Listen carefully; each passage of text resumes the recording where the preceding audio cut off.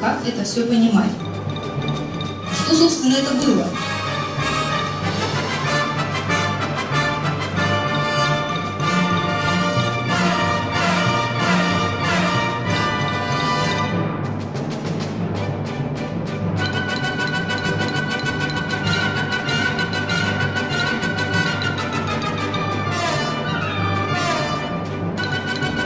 Полный кайф. Там был абсолютнейший левитан. Здесь сидят с 1 по 5 курс.